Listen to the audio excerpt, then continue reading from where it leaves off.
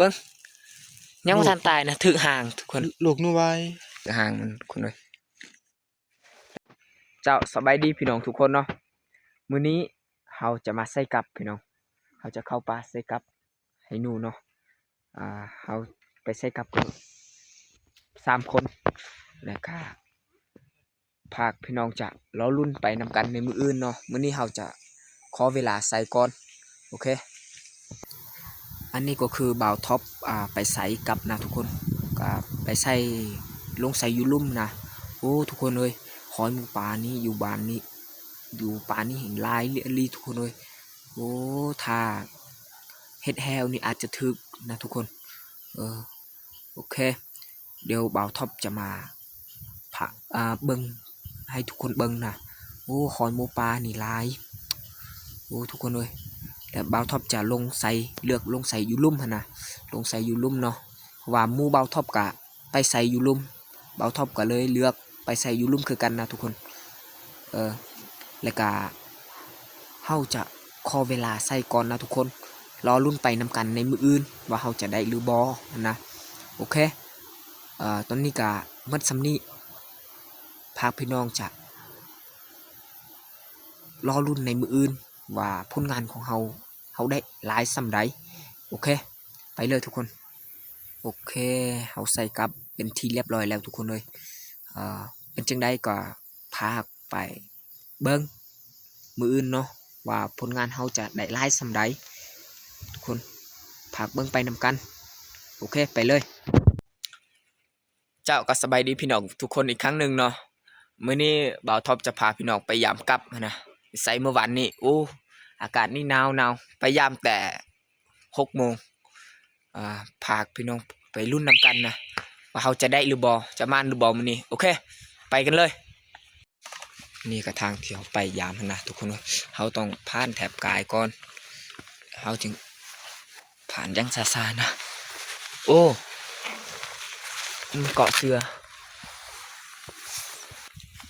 คิดว่ามันบ่ถึกแล้วนะเพราะว่าเขาไปมันแต่เช้าลงไปยามกลับอยู่นี่ก่อนเนาะโอ้เบิ่งทุกคนเลย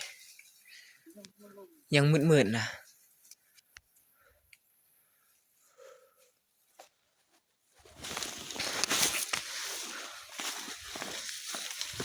กับนี่เขาใส่เมื่อวานนี่ประมาณ19 ลังนะ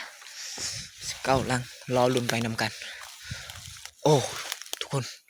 เบิ่งยังใส่โคมอยู่เลยทุกคนเลยความมืดนะ6 โมงได้พยายามว่าเขาพยายามแต่เศร้าเพราะว่าเขามีเวียกนะมีเวียกต้องเห็ดหรือ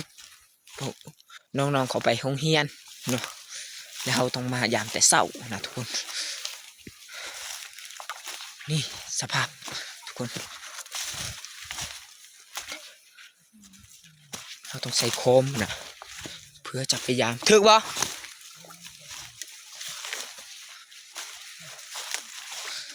บ่ถึกนะทุกคน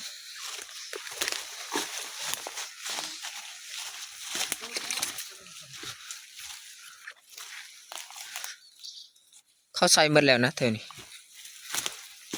ถึกบ่ของน้องได้ใส่อยู่นี่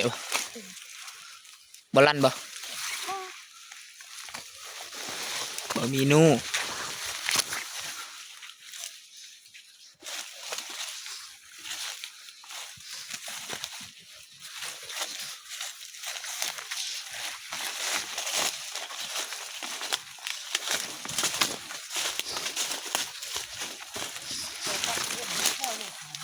ฮะ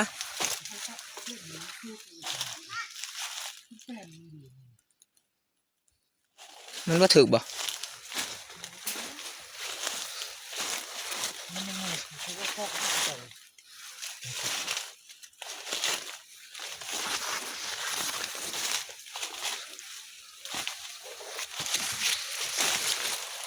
มีก็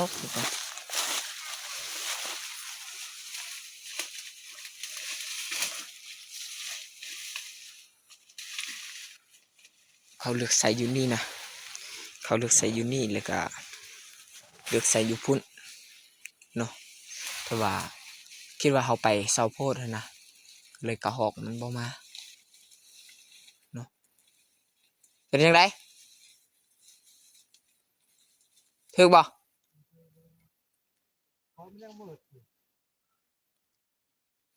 บ่ได้คิดว่าบ่มานนะทุกคนนะมื้อนี้บ่มาน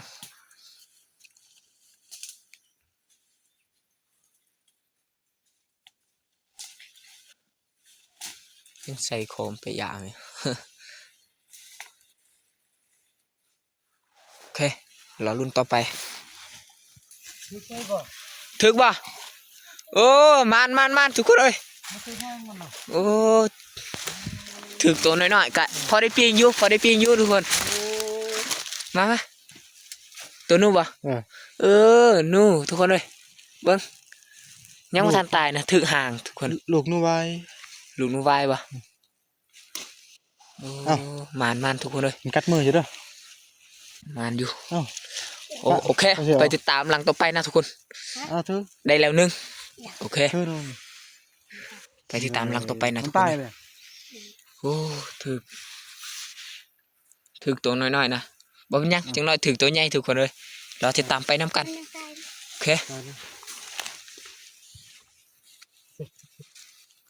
ตายแล้วนี่ทุกคนมันบ่ถึกเพราะว่าเขาใส่ให้มันตัวหอกนะพักตั้งรุ่นหลังต่อไป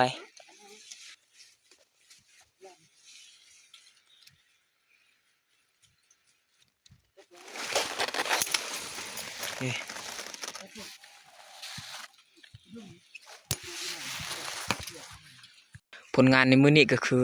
ได้2ตัวทุกคนเลยตัวหอกเนาะตัวหอกเลยกับตัวนูโอ้นูหน่อยถึกห่างมันคุณเลยใส่กับประมาณ19หลังถึกแค่2ตัวนะแต่ว่าเป็นยังทุกคนขอให้พักพี่น้องทุกคนกดไลค์กดแชร์และกดติดตามในช่อง YouTube ของบ่าวท็อปพาเลาะในเด้อเพื่อเป็นกำลังใจให้แก่บ่าวท็อปเฮ็ดคลิปใหม่ๆให้แก่พี่น้องได้เบิ่งโอเคไปกันเลย